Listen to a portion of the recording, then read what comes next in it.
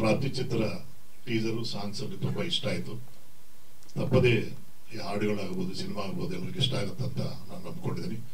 Once again I want say best of luck to Prapti unit and Mahesh Babu sir. God bless you sir. ಈ ಪ್ರಾಪ್ತಿ ಚಿತ್ರದ ಸುಂದರ teaser ಮತ್ತು song ಬಿಡುಗಡೆ ಕಾರ್ಯಕ್ರಮಕ್ಕೆ ಆಗಮಿಸ್ತಕ್ಕಂಥ ಎಲ್ಲ ನನ್ನ ಪತ್ರಿಕಾ ಮಿತ್ರರಿಗೂ, ಮಾಧ್ಯಮ ಮಿತ್ರರಿಗೂ, ನನ್ನ ಪೂಜ್ಯ ಗುರುಗಳಾದಂಥ ಸಾಯಿ ಪ್ರಕಾಶ್ ಅವರಿಗೂ, ಮತ್ತು ಇಲ್ಲಿರ್ತಕ್ಕಂಥ ಎಲ್ಲ ನನ್ನ ಸಹೋದ್ಯೋಗಿಗಳಿಗೂ ಹೃದಯಪೂರ್ವಕ ನಮಸ್ಕಾರಗಳು. ನನಗೆ ಮಹೇಶ್ ಬಾಬು ಅವರು ಸುಮಾರು ಇತ್ತೀಚೆಗೆ ಪರಿಚಯ ಬಂದು ಈ ಥರ ನನಗೆ ಪರಿಚಯ ಆಗಿ ಒಂದು ಸಿನಿಮಾ ರಿಲೀಸ್ ಆಗಬೇಕಾದ್ರೆ ಕೇಳ್ಕೊಂಡಾಗ ನಾನು ನನ್ನ ರಮೇಶ್ ಬಾಬು ಅಂತ ನನ್ನ ಫ್ರೆಂಡ್ ಮೀಟ್ ಮಾಡಿಸಿ ಅವ್ರದ್ದು ಪಿಕ್ಚರ್ ರಿಲೀಸ್ ಮಾಡ್ತಾ ಇದ್ದೀವಿ. ಜೊತೆಗಾಗಿ ನಮ್ಮ ಸಿರಿ ಮ್ಯೂಸಿಕ್ ನಮ್ಮ ಚಿಕ್ಕಣ್ಣ ಹತ್ರ ಕರ್ಕೊಂಡೋಗಿ ದಯವಿಟ್ಟು ಮಾಡಿಕೊಡಿ ಸರ್ ಅಂತ ಹೇಳಿಗೆ ತುಂಬ ಹೃದಯದಿಂದ ಚಿತ್ರ ಸಾಂಗ್ನ ಮಾಡಿಕೊಟ್ರು, ಖುಷಿ ಆಗುತ್ತೆ. ನೋಡಿದೆ, ಟೀಸರ್ ನೋಡಿದೆ, ಚೆನ್ನಾಗಿದೆ, ಕಂಟೆಂಟ್ ಚೆನ್ನಾಗಿದೆ ಹಂಗೆ ಅನಿಸುತ್ತೆ. ಖಂಡಿತ ನಮ್ಮ ಒಳ್ಳೇದಾಗಲಿ ನಮ್ಮ ಮಹೇಶ್ ಬಾಬು ಅವ್ರಿಗೆ. ಈ ಚಿತ್ರ ಸಕ್ಸಸ್ ಆಗಲಿ, ನಮ್ಮ ಕನ್ನಡ ಚಿತ್ರರಂಗಕ್ಕೆ ಇನ್ನೂ ಇದೇ ರೀತಿ ಒಂದು 10 ಚಿತ್ರಗಳನ್ನ ತಯಾರು ಮಾಡಲಿ ಅಂತ ಈ ಶುಭ ಸಂದರ್ಭದಲ್ಲಿ ಕೇಳ್ಕೊಳ್ತಾ ನಾನು ಎರಡು ಮಾಡ್ಕೋಪಿಸ್ತೀನಿ. ಜೈ ಅಂತ. Thank you. ಎಲ್ರಿಗೂ ನಮಸ್ಕಾರ. ನನ್ನ ಪ್ರೀತಿಯ ಮಾಧ್ಯಮ ಮಿತ್ರರಿಗೆ ನಮಸ್ಕಾರ. ವೇದಿಕೆ ಮೇಲಿರುವಂಥ ಗಣ್ಯ ವ್ಯಕ್ತಿಗಳಿಗೆ ಮತ್ತು ನಟಿಯರಿಗೆ ಮತ್ತು ಗುರುಗಳಾದಂಥ ಓಂ ಸಾಯಿ ಪ್ರಕಾಶ್ ಅವರಿಗೆ ನಮಸ್ಕಾರ. ಪ್ರಾಪ್ತಿ ಸಿನಿಮಾ ಆ ಹಾಡು ನೋಡೋದಕ್ಕೆ ಮೊದಲೇ ನಮ್ಮ ಮಹೇಶ್ ಬಾಬು ಸರು ಹೊಸದಾಗಿ ಅಂದರೆ ಜನರೇಟ್ ಆದಾಗ, ಆರ್ಟಿಫಿಷಿಯಲ್ ಇಂಟೆಲಿಜೆನ್ಸಿ ಜನರೇಟ್ ಆದಾಗ ಆರ್ಟಿಫಿಷಿಯಲ್ ಇಂಟೆಲಿಜೆನ್ಸಿ ಯೂಸ್ ಮಾಡಿಕೊಂಡು ಪ್ರಥಮವಾಗಿ ಒಂದು ಸಾಂಗ್ ಮಾಡಿದರು. ಆ ಸಾಂಗ್ನ ತುಂಬ ಅದ್ಭುತವಾಗಿ ಎಕ್ಸ್ಟ್ರಾರ್ಡಿನರಿಯಾಗಿ ಮಾಡಿ ಅದನ್ನು ತೋರಿಸಿದ್ರು ಫಸ್ಟ್. ಈ ಪ್ರಾಪ್ತಿ ನೋಡೋದಕ್ಕೆ ಮೊದಲೇ ಎಷ್ಟು ಅದ್ಭುತವಾಗಿದೆ ಅಂದರೆ ಅಷ್ಟು ಜನರೇಟ್ನಲ್ಲಿ ನಮಗೆ ಗೊತ್ತೇ ಆಗಲ್ಲ, ಅಷ್ಟು ತುಂಬ ಅಂದರೆ ಅಚ್ಚುಕಟ್ಟಾಗಿ ನಾಜುಕಾಗಿ ಮಾಡಿದ್ರು. ಸೊ ಅದೇ ರೀತಿ ಪ್ರಾಪ್ತಿನೂ ಸಾಂಗ್ ನೋಡಿದಾಗ ಅದೇ ರೀತಿ ಒಳ್ಳೆ ಮ್ಯೂಸಿಕಲ್ಲಿ ತುಂಬ ಚೆನ್ನಾಗಿ ಮಾಡಿದರು. ಮೆಲೋಡಿಯಾಗಿ ಅಂದರೆ ನಮ್ಮ 90s 80s ಆ ಥರ ಹೋಗ್ತಾ ಇದ್ದಾಗೆ ಆ ಮೆಲೋಡಿಯಿಂದ ಕೇಳಿಕೊಂಡು ಮತ್ತೆ ಈಗಿನ ಜನ್ರೇಷನ್ ಬರುವಂಥ ಒಂದು ಒಳ್ಳೆ ಹಾಡುಗಳನ್ನ ಕೊಟ್ಟಿದ್ದೀರಿ. ಸೊ ಈ ಹಾಡುಗಳು ಸಿರಿ ಮ್ಯೂಸಿಕಲ್ಲಿ ರಿಲೀಸ್ ಆಗಿದೆ. ಜೊತೆಗೆ ಸಿನಿಮಾ ಅಂತ ಬಂದಾಗ ಅಂದರೆ ಲೈಕ್ ಇಲ್ಲಿ ಭರತನಾಟ್ಯ ಮತ್ತೆ ನಮ್ಮ ಲೇಟೆಸ್ಟ್ ಟೆಕ್ನಾಲಜಿನಲ್ಲಿ ಏನಿದೆ ಲೈಕ್ ಏನೋ ಡ್ಯಾನ್ಸ್, ಹಿಪ್ ಹಾಪ್ ಡ್ಯಾನ್ಸ್ ಎರಡನ್ನೂ ಕಂಬೈನ್ ಮಾಡಿ ಸೊ ಅದ್ರ ಜಾನರಲ್ಲಿ ಒಂದು ಹಾಡು ಮಾಡಿದ್ರಿ. ಸೊ ತುಂಬಾ ಚೆನ್ನಾಗಿದೆ, ನೋಡಿದ್ರೆ ನೋಡ್ಬೇಕು ಅಂದ್ರೆ ಪ್ರಥಮವಾಗಿ ನೋಡಿದ್ರು ಒಂದು ರೀತಿ ಇದ್ದಾಗ ಎರಡನೇ ಸರಿ ನೋಡಿದಾಗ ತುಂಬಾ ಹತ್ರ ಆಗುತ್ತೆ. ತುಂಬಾ ಚೆನ್ನಾಗಿ ಮಾಡಿದ್ರಿ. ನಮ್ಮ ಆಡಿಯನ್ಸ್ ಅಂತೂ ತುಂಬಾ ಇಷ್ಟ ಆಗುತ್ತೆ. ಸಿನಿಮಾ ಗೆಲ್ಲಿ ಪ್ರಾಪ್ತಿ ಸಿನಿಮಾ ತರನೇ ಇನ್ನ 100 ಸಿನಿಮಾಗಳು ಕನ್ನಡದಲ್ಲಿ ಬರಲಿ. ಯಾಕಂದ್ರೆ ನೀವು ತಮಿಳ್ನಾಡಿಂದ ಬಂದು ಕನ್ನಡದಲ್ಲಿ ಹಚ್ಚೊತ್ಕೊಂಡು ಇನ್ನಷ್ಟು ಸಿನಿಮಾಗಳು ನಿಮ್ಮ ಕಡೆಯಿಂದ ಬರಲಿ. ಕತೆ, ಚಿತ್ರಕಥೆ, ನಿರ್ದೇಶನ ಜೊತೆಗೆ ಹಾಡುಗಳು, ಮ್ಯೂಸಿಕ್ಕು ಮಾಡಿದ್ರಿ. ತುಂಬಾ ಖುಷಿ ಆಗುತ್ತೆ. ಗುರುಗಳೇ, ನೀವು 104 ಸಿನಿಮಾ ಮಾಡಿದಿರಿ. ಸೊ ನೀವು ಬಂದು ಆಶೀರ್ವಾದ ಮಾಡ್ತಾ ಇದ್ದೀರಿ ಅಂದ್ರೆ ಖಂಡಿತವಾಗ್ಲೂ ಈ ಸಿನಿಮಾ ಗೆಲ್ಲುತ್ತೆ. ಗೆಲ್ಲಿ ಈ ಸಿನಿಮಾ. ಜೊತೆಗೆ ತ್ಯಾಗಿ ಅಂತ ಅನ್ನೋ ಅದ್ಭುತ ನಟನೆಯ ಏನು ಆಡುಗೋಡಿ ಶ್ರೀನಿವಾಸ್ ಅವರು ತುಂಬಾ ಅದ್ಭುತವಾಗಿ ನಟನೆ ಮಾಡ್ತಾರೆ. ಅವರು ಬಂದು ನಮ್ಮ ಏನು ವಾಸು ಅವರು ಹೇಳಿದ ತಕ್ಷಣನೇ ಬಂದು ಇಲ್ಲಿ ಈ ಸಿನಿಮಾಗೆ ಆಶೀರ್ವಾದ ಮಾಡ್ತಿದ್ದಾರೆ. ಸೊ ಒಳ್ಳೇದಾಗ್ಲಿ. ಮತ್ತೆ ವಾಸಣ್ಣ ಆಲ್ವೇಸ್ ಕಮಲ ಹಾಸನ್ ಫ್ಯಾನ್.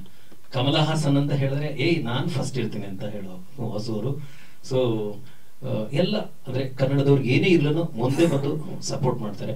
ಸೊ ಚಿತ್ರ ಗೆಲ್ಲಿ ನೀವು ಇದ್ದೀರಿ. ಮತ್ತೆ ನಟಿಯರು Manjunath sir, all the best, ಎಲ್ರಿಗೂ ಒಳ್ಳೇದಾಗ್ಲಿ. ಸೊ ಈ ಚಿತ್ರ ನೋಡಿ ಮೇ ಬಿ ನೆಕ್ಸ್ಟ್ ನವೆಂಬರ್ ಅಲ್ಲ ಸರ್ ರಿಲೀಸ್ ಆಗಿದ್ದು. ಸೊ ಇನ್ನ ಡೇಟ್ ಫಿಕ್ಸ್ ಮಾಡಿಲ್ಲ. ಸೊ ಹಾಡುಗಳು ಬಂದ್ಬಿಟ್ಟು ಸಿರಿ ಮ್ಯೂಸಿಕಲ್ಲಿ ಇರ್ತದೆ, ದಯಮಾಡಿ ನೋಡಿ. ಥ್ಯಾಂಕ್ ಯು, ಧನ್ಯವಾದಗಳು. ಎಲ್ರಿಗೂ ನಮಸ್ಕಾರ. ವೇದಿಕೆ ಮೇಲೆ ಕೂತಿರೋ ಮಹಾನ್ ಗಣ್ಯ ವ್ಯಕ್ತಿ ಹಾಗೂ ನಮ್ಮ ಗುರುಗಳಾದ ಓಂ ಸಾಯಿ ಪ್ರಕಾಶ್ ಸರಿಂದ ನಾನು ಈ ಚಲನಚಿತ್ರಕ್ಕೆ ಎಂಟ್ರಿ ಆದೆ.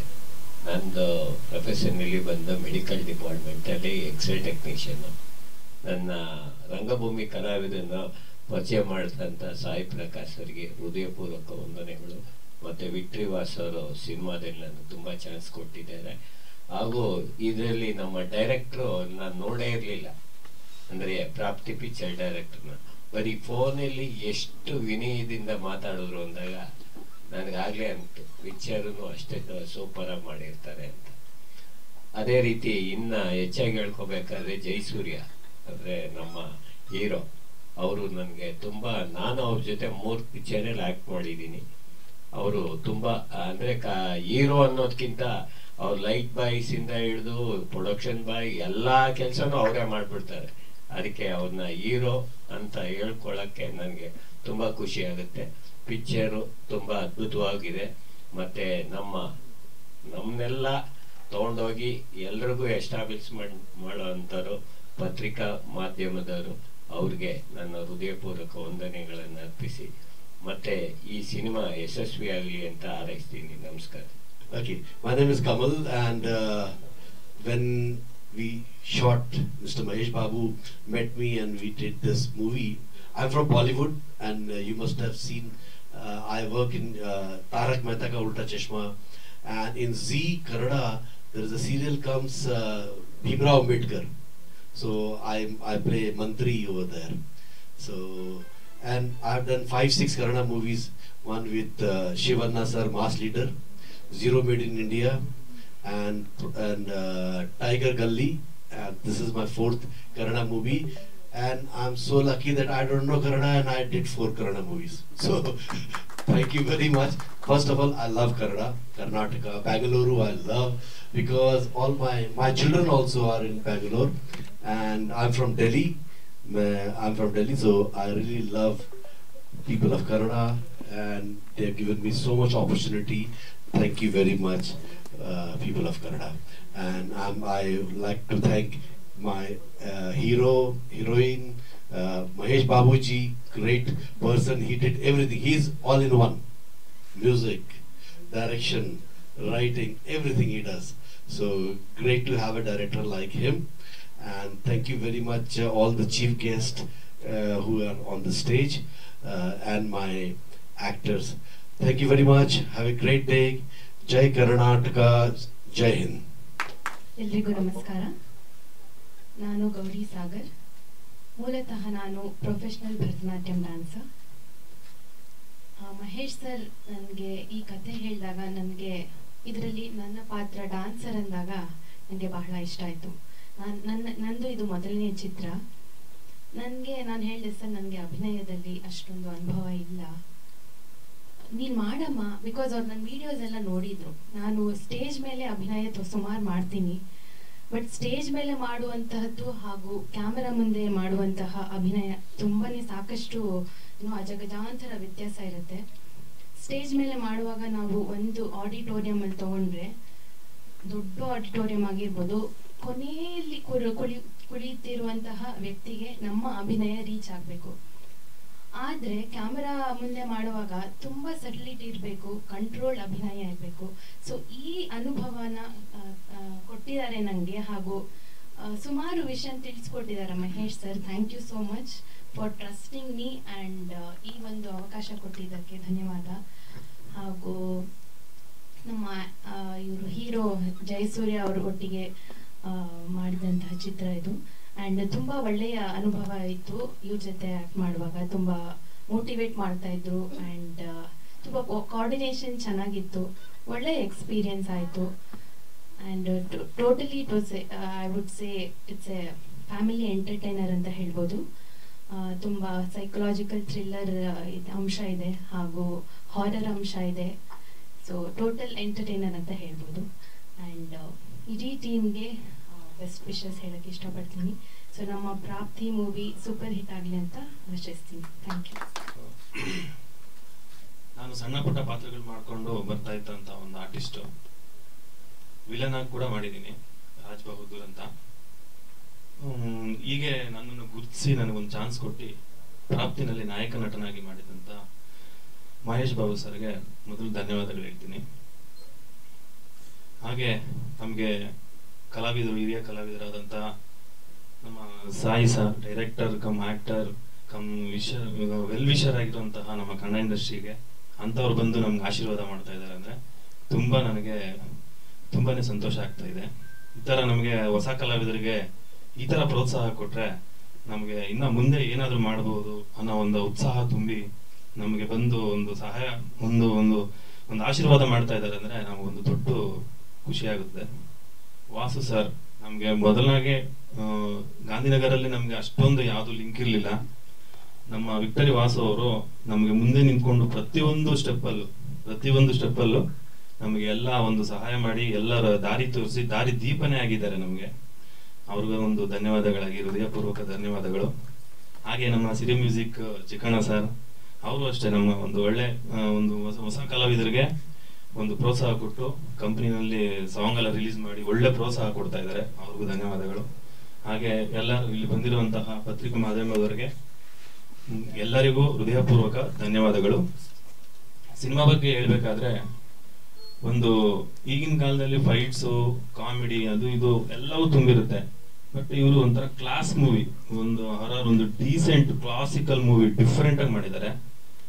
ಕನ್ನಡನೇ ಬರದೆ ತಮಿಳ್ನಾಡಲ್ಲಿ ಇದ್ದು ಕರ್ನಾಟಕಕ್ಕೆ ಬಂದು ಕನ್ನಡ ಕಲ್ತು ಇವಾಗ ಎಷ್ಟು ಚೆನ್ನಾಗಿ ಕನ್ನಡ ಮಾತಾಡ್ತಾರೆ ಅಂದ್ರೆ ನಮಗೆ ಆಶ್ಚರ್ಯ. ಅಷ್ಟು ಚೆನ್ನಾಗಿ ಕನ್ನಡ ಮಾತಾಡಿ ಕನ್ನಡ ಕಲ್ತು ಕನ್ನಡ ಸಿನಿಮಾ ಮಾಡಿದ್ದಾರೆ ಅಂದ್ರೆ ಮೊದಲನೇದಾಗಿ ಅವ್ರಿಗೆ ತುಂಬಾ ಧನ್ಯವಾದಗಳು ಹೇಳ್ಬೇಕು ಮಹೇಶ್ ಸರ್ಗೆ.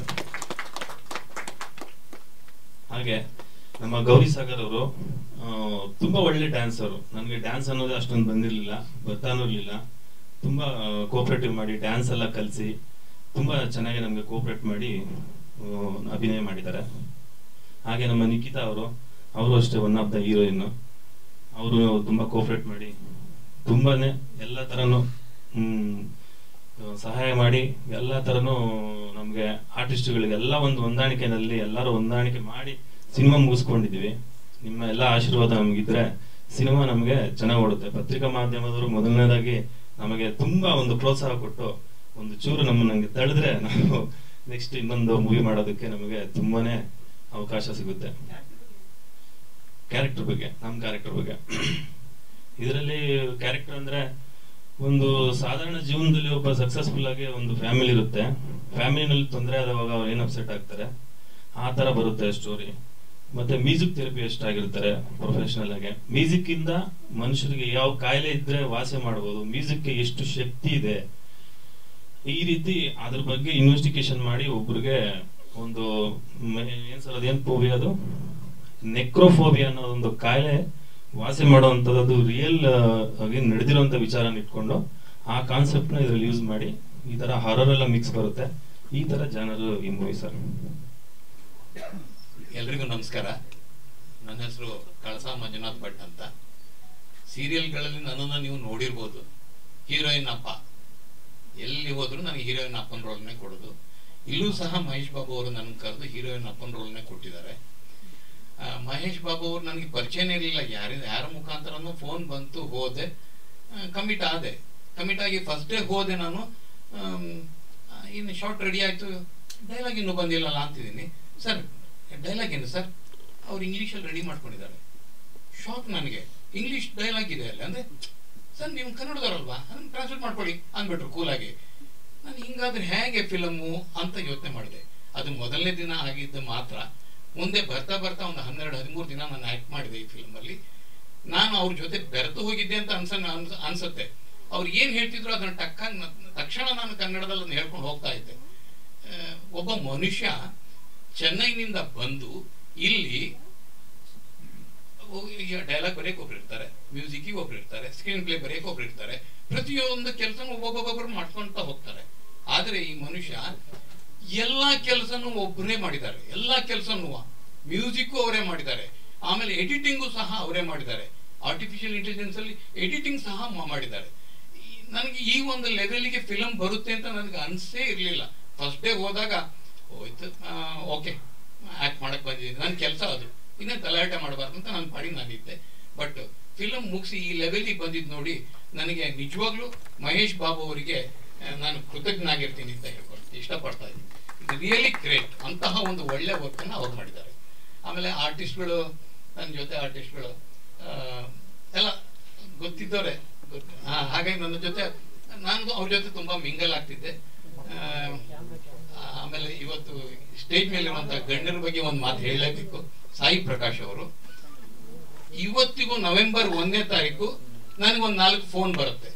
ಟಿವಿ ಆನ್ ಮಾಡಿ ಕೂಡಲೇ ಈ ಕನ್ನಡ ಮಣ್ಣನ್ನು ಮರಿಬೇಡ ಅಭಿಮಾನಿ ಅಂತ ಒಂದು ಅಂಬರೀಷ್ ಹಾಡು ಬರುತ್ತೆ. ಅಲ್ಲಿ ವಿಲನ್ ಆಗಿ ನಾನು ನಿಂತಿರ್ತೀನಿ. ಫಸ್ಟ್ 1994 ಅಲ್ಲಿ ತೆಗೆದಂತ ಪಿಕ್ಚರ್. ಅದರೊಳಗೆ ನಾನು ಭವ್ಯನ ಟೀಸ್ ಮಾಡ್ತೀನಿ, ನಾನು ವಿಲನ್ನು. ನನ್ನ ಮುಖ ಬಂದೇ ಬರುತ್ತೆ. ಅವಾಗೆಲ್ಲರೂ ನನ್ಗೆ ಫೋನ್ ಮಾಡಿದೆ, ನಿನ್ನ ನೋಡಿದೆ ಟಿವಿನಲ್ಲಿ. ಅಂದ್ರೆ ಫಿಲಮ್ಮಿಗೆ ಎಂತಹ ಒಂದು ಪ್ರಾಮುಖ್ಯತೆ ಇದೆ ಅಂದರೆ 1994 ತೆಗೆದ ಫಿಲಮು ಸಹ ಇವತ್ತು ಬರುತ್ತೆ. ನಾನು ಸೀರಿಯಲ್ ಅಲ್ಲಿ 1500 ಎಪಿಸೋಡ್ ಇನ್ನೂ ಮಾಡಿಬಿಡಿ 2000 ಮೇಲೆ ಮಾಡಿದ್ದೇನೆ.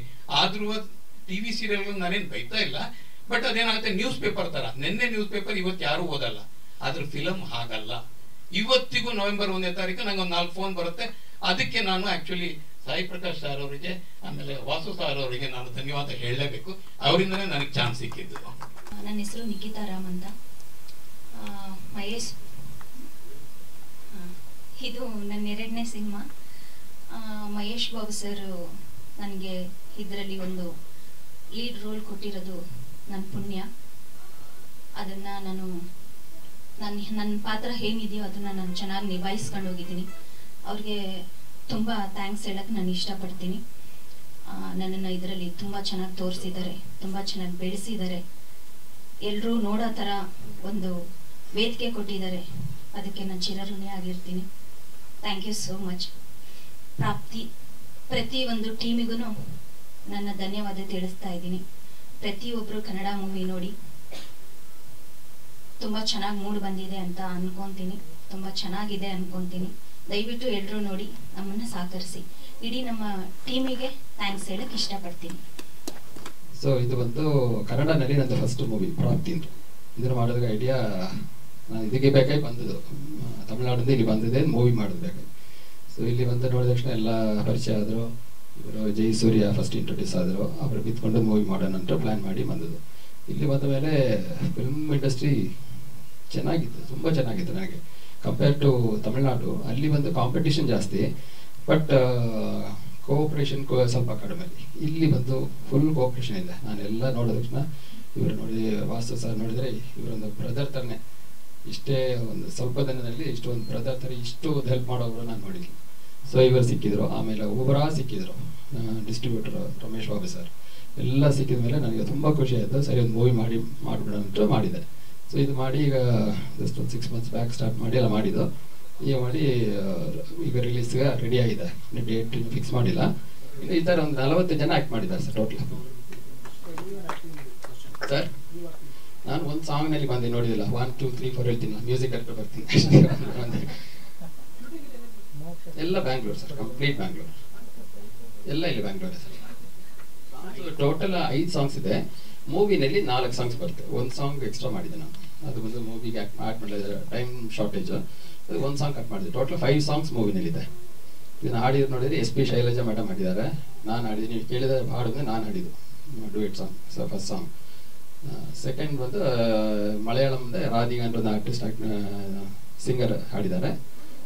ಪ್ಲಸ್ ಕೇರಳದ ಎರಡು singers. Main SP Shailaja madam 2 song ಹಾಡಿದ್ದಾರೆ. ಸರ್ ನೆಕ್ರೋಫೋಬಿಯಾ ಅಂದರೆ ಫೋಬಿಯಾ ಅಂದರೆ ಭಯ. ನೆಕ್ರೋಫೋಬಿಯಾ ಬಂದು ಈ ದೆವ್ವ ಇದೆಲ್ಲ ನೋಡಿದರೆ ಭಯ ಆಗುತ್ತೆ. If you see some evil things ಎಲ್ಲ ನೋಡಿದರೆ ನಿಮಗೆ ಭಯ ಆಗೋದು ಹೆಸರು ನೆಕ್ರೋಫೋಬಿಯಾ. ಅದು ಚೈಲ್ಡ್ಹುಡ್ಲಿ ಅದು ಅಫೆಕ್ಟ್ ಆಯಿತು ಅಂದರೆ ಅದು ಎಲ್ಲಿ ನೋಡಿದ್ರೆ ಒಂದು ಶವಪೆಟ್ಟಿ ನೋಡಿದರೆ ಭಯ ಆಗುತ್ತೆ, ಒಂದು ಡೆತ್ ಸೀನ್ ನೋಡಿದರೆ ಭಯ ಆಗುತ್ತೆ, ಯಾವ್ದು ನೋಡಿದರೆ ಅದು ಭಯ ಆಗಿ ಶಿವರಿಂಗ್ ಆಗಿ ಫೇಂಟ್ ಆಗಿಬಿಡ್ತಾರೆ. ಸೊ ಅದ್ರ ಹೆಸರು ನೆಕ್ರೋಫೋಬಿಯಾ. ಅದು ಬಂದು ಸ್ವಲ್ಪ ಡೇಂಜರಸ್ ಡಿಸೀಸ್.